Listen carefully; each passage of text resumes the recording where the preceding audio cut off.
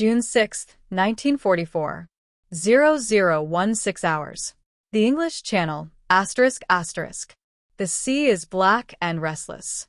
Somewhere in that cold darkness, between the shores of England and the cliffs of Normandy, 3,000 ships rise and fall with the weight of history upon their decks. Inside the belly of a landing craft, Private Robert Capa from Brooklyn can hear nothing but the engine's roar and the violent slap of waves against steel. His hands shake, not from cold, though the spray has soaked through his uniform, but from knowing. In 11 hours, he will wade into water stained red. In 11 hours, the world will fracture and remake itself. But right now, in this moment suspended between midnight and destiny, he is just a boy who wants his mother. The air smells of diesel fuel and vomit. Men pray in whispers. Some write letters they will never send. Above them, painted on the gray metal ceiling, someone has scrawled in white chalk, "Hitler's Beach Party. RSVP with bullets." Dark humor, the kind soldiers use when facing what cannot be faced. Across the channel, in concrete bunkers embedded into the Norman coast, German soldiers wait. Feldwebel Franz Gockel, manning an MG-42 machine gun overlooking what the Allies call Omaha Beach, has been told this coast is impregnable. He has been told the Atlantic Wall cannot fall. He believes this the way drowning men believe in air, desperately, completely. He does not yet know that belief and reality are about to collide with the force of 50,000 tons of naval bombardment. This is the story of 24 hours that split human history like an axe splits wood. Not cleanly, not easily, but forever. The plan that nearly wasn't. To understand June 6th, you must first understand June 5th, the day D-Day almost died before it began. For months, the Allied command had orchestrated what military historians would later call the most complex logistical operation in the history of warfare. Operation Overlord.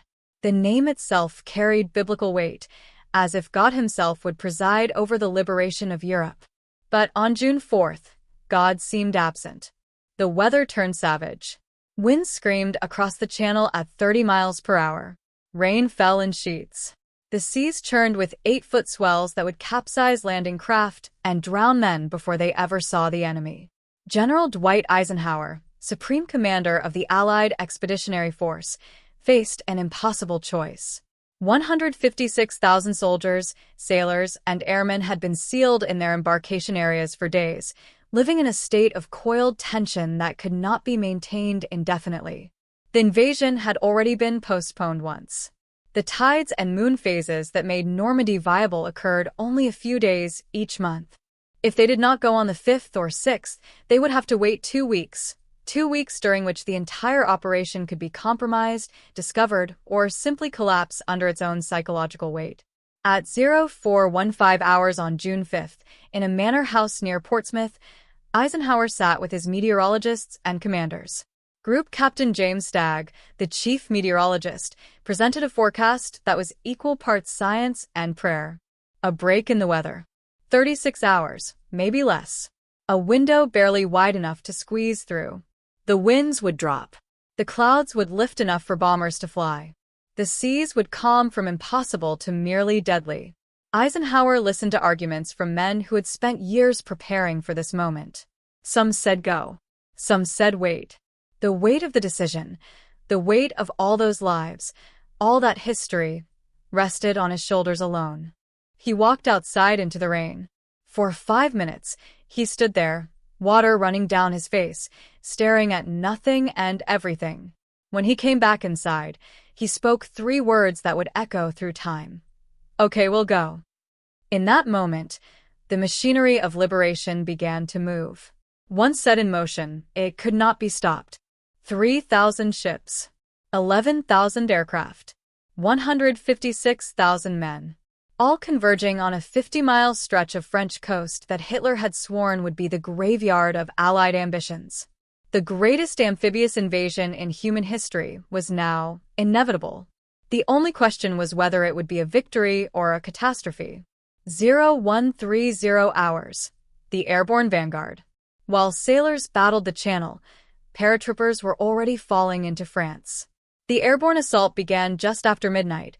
Waves of C-47 transport planes carrying the 82nd and 101st Airborne Divisions, along with British 6th Airborne. These were the men who would drop behind enemy lines to secure bridges, destroy artillery positions, and create chaos in the German rear. They were volunteers all, because jumping out of an airplane into enemy territory at night required a particular kind of courage that could not be drafted. Private First Class John Steele of the 505th Parachute Infantry Regiment had jumped before, in training in Sicily and Italy. But Normandy was different. The planes flew through a hell of German anti-aircraft fire. Tracers streaked through the darkness like lethal fireworks. The C-47s jinked and dove, trying to evade the flak, throwing paratroopers around inside the fuselage like dice in a cup. When the green light came on and the jumpmaster yelled "Go!", men threw themselves into the night with relief and terror combined. Steele's parachute deployed. For a moment, there was silence, that strange, peaceful moment every paratrooper experiences between the roar of the plane and the chaos of landing.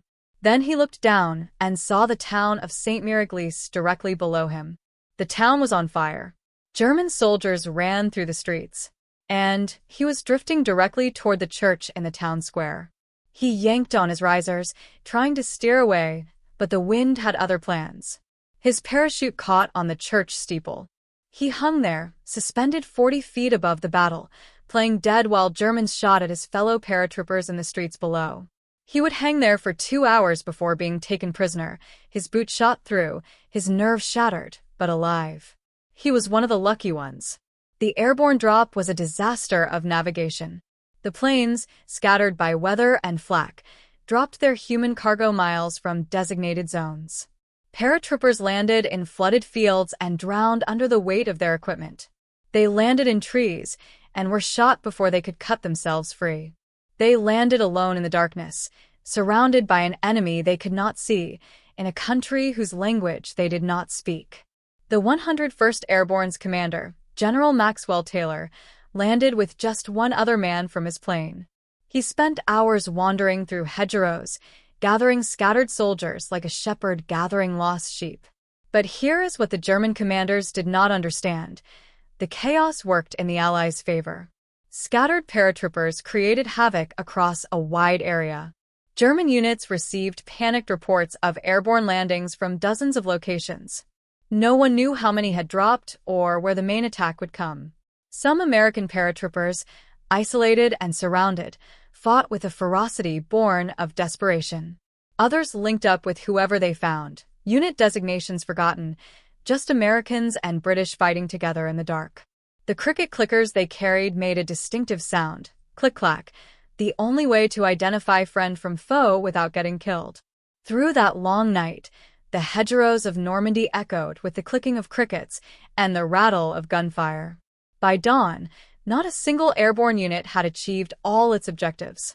But the men who were supposed to be dead or scattered were instead holding critical bridges and crossroads.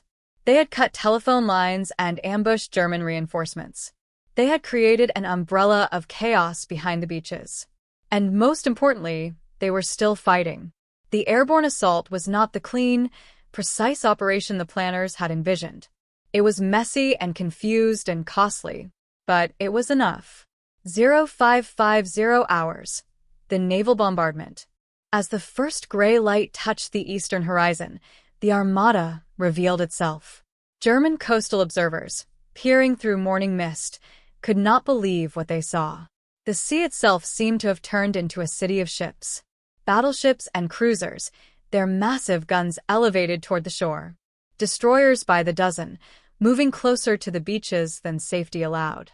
And behind them, stretching to the horizon, landing craft by the thousands, each loaded with men and machines. Gefreiter Heinrich Severloh, manning a machine gun position overlooking Omaha Beach, stared at this vision with a sinking heart. All the propaganda, all the assurances about the invincibility of the Atlantic Wall, none of it had prepared him for this. At 0550 hours, the naval guns opened fire. The sound was apocalyptic. Battleships like USS Texas and HMS Warspite, their main batteries carrying shells that weighed as much as a small car, hurled high-explosive devastation at German positions. The earth shook. Concrete bunkers built to withstand anything trembled. The noise was so overwhelming that men on both sides felt it in their organs rather than heard it with their ears. This was industrial warfare on a scale that dwarfed anything in human experience. The Allies were not trying to be clever or subtle. They were trying to break the very earth. But here is the terrible truth about the bombardment. It was not enough. The planners had given the Navy 30 minutes to pulverize the coastal defenses. 30 minutes for thousands of guns to do work that required hours. The theory was that bombers would have already softened the defenses before the naval bombardment. But the bombers, flying above cloud cover, had dropped their payloads too far inland, missing the beach defenses entirely. Thousands of tons of bombs had churned up French farmland while leaving German bunkers untouched. Now the Navy was attempting to make up the difference, but 30 minutes against reinforced concrete was like trying to empty the ocean with a bucket. Some positions were destroyed.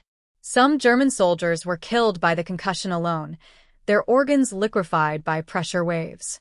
But the bunkers, those massive concrete structures embedded into the cliffs, survived.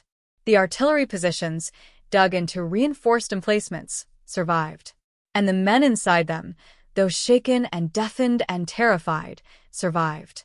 When the naval bombardment stopped at 0625 hours, they emerged from their bunkers, returned to their weapons, and prepared to do what they had been trained to do: kill. The last 5 minutes before the landing craft reached the beach were the longest of many men's lives. Inside the Higgins boats, packed shoulder to shoulder, there was nothing to do but wait and pray. Some men threw up. Some joked. Some went silent and still, retreating into some internal place where fear could not follow. The sound of the boat's ramp was distinctive, a hydraulic whine followed by a crash as it dropped into the surf. That sound was the dividing line between the life they had known and the life they would have forever after, if they had life at all. 0630 hours. Omaha Beach. The ramp drops on landing craft 42, Company A, 116th Infantry Regiment. The men inside see water, smoke, and a beach that looks nothing like the rehearsal photos. They step off into water deeper than expected. Some immediately disappear under the weight of 70 pounds of equipment. Those who surface struggle forward through chest-deep water while German machine guns open fire. The sound is like fabric tearing, but amplified 1,000 times. The MG-42, which the Germans call Hitler's buzzsaw, fires at 1,200 rounds per minute. The water around the Americans erupts in white splashes. Men fall. Some sink. Some float. The water turns pink, then red. Sergeant Roy Stevens reaches the beach alive, though he cannot explain how. Bodies lie everywhere, some moving, some horribly still. The beach is not sand but shingle, small stones that provide no cover and make movement difficult. 200 yards away, the seawall and the bluffs beyond it represent survival. Between here and there is hell. Stevens runs. He does not think about courage or duty or democracy. He runs because stopping means dying. A mortar round explodes to his left. Shrapnel tears through his pack. He keeps running. An officer, Stevens does not know his rank because the man's insignia have been torn away, is lying behind a steel beach obstacle, screaming for a medic. Stevens runs past him. He will feel guilty about that for the rest of his life.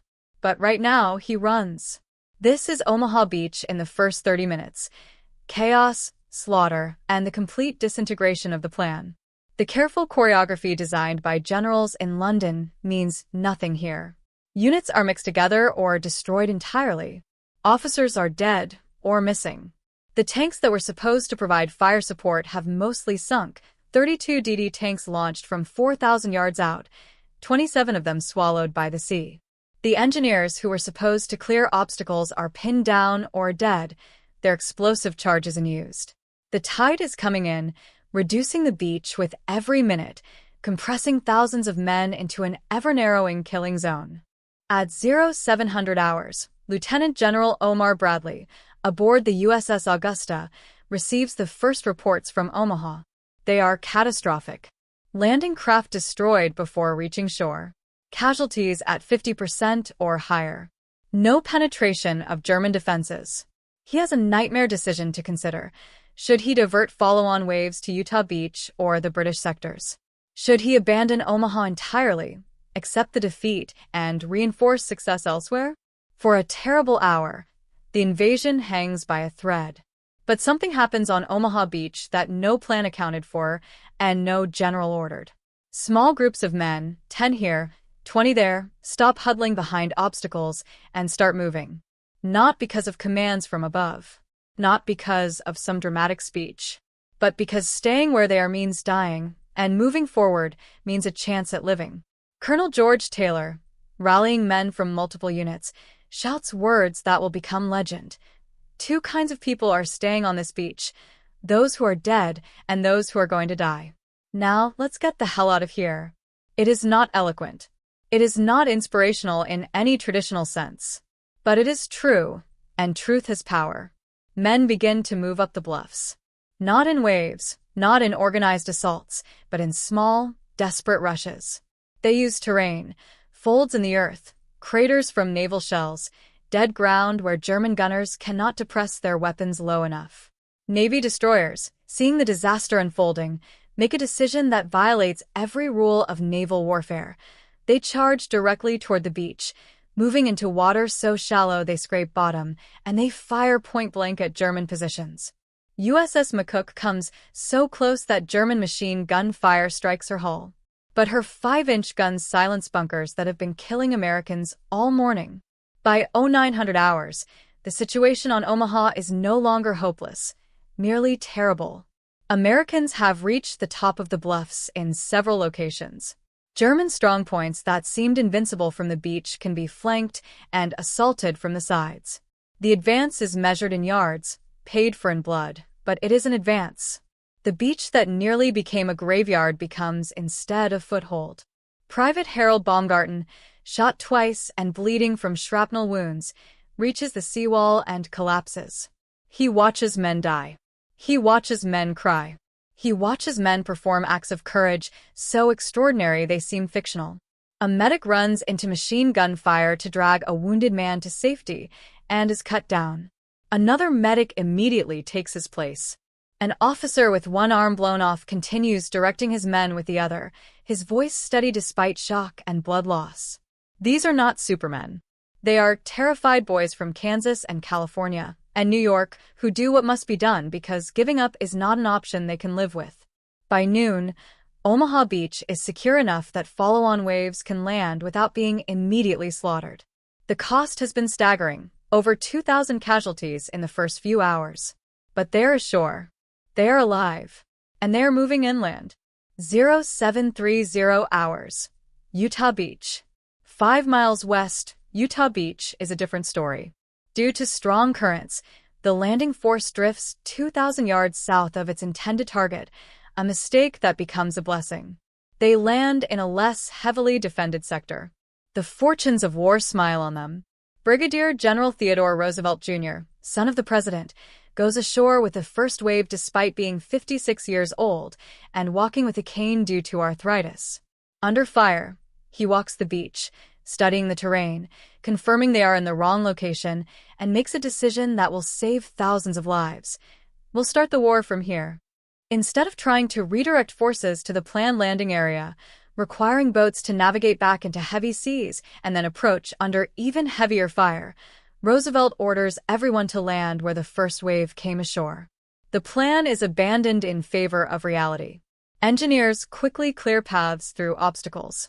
Tanks and infantry move inland with far fewer casualties than Omaha. By 0900 hours, Utah Beach forces are pushing toward their D-Day objectives. The contrast with Omaha could not be more stark. Sometimes in war, as in life, being in the wrong place at the wrong time turns out to be exactly right. 0800 hours. The British and Canadian sectors. At Gold, Juno, and Sword Beaches, British and Canadian forces face challenges different from but no less deadly than their American counterparts. At Juno Beach, the Canadian 3rd Division encounters fierce resistance from the German 716th Infantry Division. The beach is strewn with obstacles, many topped with mines. Landing craft strike them and explode, throwing men into the water weighted down by equipment. Those who reach the beach face well-positioned German defenses in the coastal villages. House-to-house fighting begins almost immediately, brutal, close-range combat where courage matters more than technology. Private Leo Garipi of the Queen's Own Rifles of Canada steps off his landing craft into waist-deep water. He is 19 years old. The boy next to him, whose name Garipi does not know because they met only days ago, takes a bullet through the throat and falls without a sound. Garipi pushes forward. The beach is narrower than expected, jammed with men and vehicles. German artillery has the range perfectly calibrated. Shells fall with metronomic precision. An ammunition truck explodes, the blast wave knocking Garipi flat. His ears ring. He cannot hear the screaming, which is a mercy. But the Canadians are tough, and they are determined. They push into the villages of Courcelles-sur-Mer and Bernier-sur-Mer, clearing bunkers and fighting through streets against defenders who know every corner and alley. By afternoon, they have advanced farther inland than any other Allied force on D-Day, nearly 7 miles from the beach. The cost is high, 340 Canadians dead, 574 wounded. But they have proven that the Atlantic Wall can be breached. At Sword Beach, British forces land with specific objectives that carry enormous strategic weight. They must capture the city of Caen by nightfall. Caen is the hinge of the entire invasion, a transportation hub, a city of stone buildings that can be defended, a position from which German panzers could launch devastating counterattacks. British commanders know that if they do not take Caen quickly, the Germans will turn it into a fortress. The landing at Sword goes relatively well by D-Day standards, which means hundreds die instead of thousands. The 3rd British Infantry Division, supported by specialized tanks that can clear obstacles and destroy bunkers, pushes inland with determination. They are within sight of Caen by afternoon. Victory seems possible. But then they encounter the 21st Panzer Division, the only German armored unit close enough to counterattack on D-Day itself. The clash stops the British advance cold. By evening, it is clear that Caen will not fall today. It will take 6 more weeks of brutal fighting to capture the city. But the British are ashore, their beachhead is secure, and the link-up with Canadian and American forces is beginning. 1200 hours. The German response. In his headquarters at La Roche-Guyon, Field Marshal Erwin Rommel is not present. He has gone home to Germany to celebrate his wife's birthday and to petition Hitler personally for more resources to defend France. The irony is bitter. The Desert Fox, one of Germany's most capable commanders, is absent on the most critical day. The commanders who are present face a nightmare of confusion and paralysis. Reports flood in contradicting each other. Airborne landings here. Naval bombardment there. Breaches of the coastal defenses in multiple locations. But is this the real invasion, or an elaborate feint? Hitler and the German High Command have convinced themselves that the real attack will come at Pas-de-Calais, the narrowest point of the English Channel. Normandy, they believe, must be a diversion. This conviction, based partly on intelligence and partly on wishful thinking, has been reinforced by one of the most successful deception operations in military history. Operation Fortitude has convinced the Germans that the Allies have twice as many divisions as they actually possess, and that these phantom armies are massing in southeastern England under the command of General Patton for the real invasion at Calais. Even as reports from Normandy grow more dire, German commanders hesitate. They do not want to commit their precious panzer reserves to a secondary attack when the main blow is surely coming elsewhere. And there is another problem. Hitler is asleep, and his staff is too terrified to wake him. The Führer has increasingly kept vampire hours, staying awake until dawn and sleeping until afternoon. No one dares disturb his rest, even as the invasion that will determine the fate of Nazi Germany unfolds. Hours tick by, precious hours when panzer divisions could be racing toward Normandy. Instead, they sit idle, awaiting orders that do not come. When Hitler finally wakes and is informed of the situation, he is initially pleased. Finally, they are coming, he declares. He has wanted this, wanted to destroy the Allies on the beaches, to break their armies and their will, to end the threat from the West so Germany can concentrate on Russia. But his orders, when they come, reflect his delusion. He still believes Normandy is a feint. He releases some panzer units, but holds others back. Even now, with American and British soldiers dying by the thousands on Norman beaches, Hitler is preparing for a battle that will never come at Calais. The panzers that do move toward Normandy encounter a new reality of warfare: Allied air supremacy. The Allies have over 11,000 aircraft involved in Operation Overlord. The Luftwaffe manages to fly about 300 sorties, a ratio of nearly 40-1. German tank columns attempting to move in daylight are spotted and attacked by fighter bombers. P-47 Thunderbolts and British Typhoons strafe and rocket any vehicle that moves. Panzer crews learn to hide during the day and move only at night, cutting their speed to a crawl. The reinforcements Hitler is sending will arrive too late and too weak to throw the Allies back into the sea. 1600 hours, the beachhead. By late afternoon, the situation has stabilized enough for Allied commanders to begin thinking past mere survival. The landings have succeeded, though not as planned and at terrible cost. The beachheads are shallow, in some places only a few hundred yards deep. The connection between the American beaches and the British beaches remains tenuous. None of the D-Day objectives, those lines drawn confidently on maps, have been fully achieved. The Allies control far less territory than the plan called for. But they are ashore. 156,000 men have landed, though that number will cost over 9,000 casualties by day's end, including more than 4,000 dead. They have brought vehicles, artillery, supplies. Engineers are clearing beach obstacles and constructing temporary harbors. The logistical miracle of keeping an invasion force supplied is beginning. Ships are unloading with desperate urgency, knowing that German counterattacks will come and that the men pushing inland need ammunition, food, and reinforcement. On Omaha Beach, the scene has transformed from battle to organized chaos. The bodies have been moved, some to temporary graves, some still lying covered on the shingle, awaiting burial parties that will work through the night. Wounded men lie in rows, waiting for evacuation. Medics move among them, triaging with terrible efficiency. This man can wait. This man needs immediate attention. This man is beyond help. The sound of battle has moved inland, the gunfire now a distant crackle instead of an immediate roar. Private Philip Strexick, who came ashore in the third wave and somehow survived unwounded, sits on an empty ammunition box and eats a can of cold beans. His hand shakes so badly he can barely hold the spoon.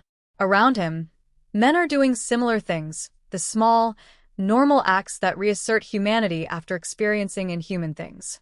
Smoking cigarettes, writing letters, checking weapons. Some sleep where they sit, exhaustion overcoming fear and adrenaline. Others stare at the sea, watching more landing craft approach, and remember when they made that same journey hours ago. An officer, Strexick thinks it might be a major, but rank seems almost irrelevant now, walks among the men. He is not giving orders, just checking on them, asking if they need anything, offering cigarettes. When he reaches Strexick, he stops. "You did good today, son," he says quietly. Strexick wants to respond, wants to say something about the men who did not make it, about the ones who really did good, but his throat closes, and he can only nod. The major squeezes his shoulder and moves on. It is a small gesture, meaningless in the grand scheme of invasion and war. But in this moment, it means everything. 2,000 hours, nightfall. As the sun sets over Normandy on June 6, 1944, both sides assess the day. For the Germans, it has been catastrophic but not necessarily fatal. The Allies are ashore, yes, but in shallow penetrations that can potentially be contained and eliminated. German commanders are already planning counterattacks. The 12th SS Panzer Division is moving into position. The propaganda minister, Goebbels, is preparing statements for German radio about how the invaders will be thrown back into the sea. There is still belief, stubborn and desperate, that this can be defeated. But the soldiers in the bunkers and trenches know better. They have seen the Armada. They have witnessed the overwhelming material superiority of the Allies, the endless waves of landing craft, the naval bombardment that seemed to last forever. the aircraft that ruled the sky. Severlo, the machine gunner at Omaha who fired thousands of rounds and watched Americans fall by the dozen, is exhausted and psychologically shattered. He will estimate later that he killed over 1,000 men today. The number is probably exaggerated, trauma inflating memory, but what is not in doubt is that he did his duty and it was not enough. They came anyway. They died and they came anyway. For the Allies, the day has been costly and the objectives unmet, but the essential fact remains. They are in France. The Second Front, demanded by Stalin, promised by Roosevelt and Churchill, is now reality. Young men from Iowa and Ontario and Lancashire are sleeping in Normandy fields tonight. The liberation of Europe has begun. It will take 11 more months of brutal fighting through the hedgerows of Normandy, across the Rhine, into the heart of Germany, but the outcome is no longer in doubt. Hitler has been fighting a two-front war since 1941 when he invaded Russia. Now that Second Front has teeth and will bite down until Germany bleeds to death. Eisenhower, who has spent the day in agonized waiting, finally receives confirmation that all 5 beaches are secure. He allows himself a moment of relief before the weight settles back onto his shoulders. Thousands are dead, men whose names he will never know, whose faces he will never see, whose mothers will receive telegrams beginning with, "We regret to inform you." He writes a letter to be sent if the invasion had failed, taking full responsibility for the disaster. He will keep that letter for the rest of his life, a reminder of how close they came to catastrophe. In field hospitals, surgeons work by lamplight, performing triage surgery, the brutal calculus of who can be saved and who must be left to die. Chaplains move among the wounded, offering comfort that feels inadequate against such suffering, but is given anyway. The dead are buried in temporary graves, their dog tags collected, their personal effects inventoried to be sent home. There is no glory in this work, no drama, just the grim necessities of war. But there are also small miracles. Friends find each other alive when they thought each other dead. Men who were separated in the chaos of landing reunite and embrace with fierce, brief emotion before turning back to the work of war. Letters are written home, brief, censored, but carrying the essential message: I lived through today. The men writing them know that tomorrow will bring more fighting, more dying, but tonight they are alive and that is enough. The symbolic object, the K-ration box. Throughout the day, one small item has appeared again and again in the hands of American soldiers. The K-ration box. Developed by physiologist Ansel Keys, these waxed cardboard boxes contain a meal, canned meat, crackers, chocolate, cigarettes, and instant coffee. They are not gourmet fare. The meat tastes like salty paste. The crackers could be used as building materials. But to the men on Omaha Beach, to the paratroopers behind German lines, to the exhausted soldiers pushing inland, these boxes represent something beyond calories. They represent American industrial might. Germany is starving. Its soldiers subsist on black bread and thin soup. The civilian population is malnourished. Meanwhile, America can afford to package individual meals in waxed boxes and ship them across an ocean. German soldiers who capture American positions are stunned by the abundance they find. One Wehrmacht report from Normandy notes with something like despair, the Americans seem to have endless supplies of everything. Their soldiers are well-fed, their equipment is new, their vehicles are everywhere. How can we fight an enemy who can afford such waste? But it is not waste. It is a different philosophy of war. America learned in World War I that hungry soldiers cannot fight effectively. Logistics matter as much as courage. A well-supplied private is more valuable than a starving general. So the K-rations flow across the Atlantic by the millions. They taste terrible, but they work. They keep soldiers moving, fighting, advancing. By the end of the war, American forces will have consumed over 100 million K-rations. Each one is a small reminder that America does not just have more men, it has more of everything. The transformation. June 6, 1944 changes everyone it touches.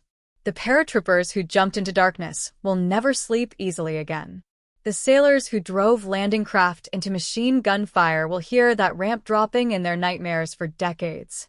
The soldiers who fought on Omaha Beach will flinch at unexpected sounds and see bodies when they close their eyes. War does not ennoble. It destroys and scars. But it also reveals. It reveals that ordinary men can do extraordinary things. That democracy, for all its flaws and messiness, can produce citizens willing to die for an idea of freedom that extends beyond their own shores. The men on those beaches were not fighting for apple pie or baseball or any of the other cliches of propaganda posters. They were fighting because fascism had to be stopped, because a world where Hitler won was unthinkable, because someone had to go, and they were the ones chosen. It reveals that tyranny, no matter how powerful it appears, carries the seeds of its own destruction. Hitler's Reich, which boasted it would last 1,000 years, is beginning its final collapse on the beaches of Normandy. The ideology that claimed Germanic superiority is being disproven by soldiers from 100 different backgrounds: farm boys and factory workers, immigrants and sons of immigrants, men who in America might never speak to each other, but here fight side by side. And it reveals something about time itself, how 24 hours can contain lifetimes of experience, how a single day can pivot the course of human events. Men who were teenagers on June 5th are veterans on June 7th. The world that exists on the evening of June 6th is fundamentally different from the world that existed that morning, though the geography has changed by only a few miles of French coastline. Midnight, June 7th, 1944. Private Kappa, who began this story in the belly of a landing craft in darkness, ends it still alive in a foxhole in Normandy darkness. He cannot believe he survived. The statistics say he should be dead. The casualty rates on Omaha Beach in the first hour approached 80% in some units. But he is here, covered in mud and blood that is not his own, holding a rifle he has barely fired because he was too busy not dying to shoot.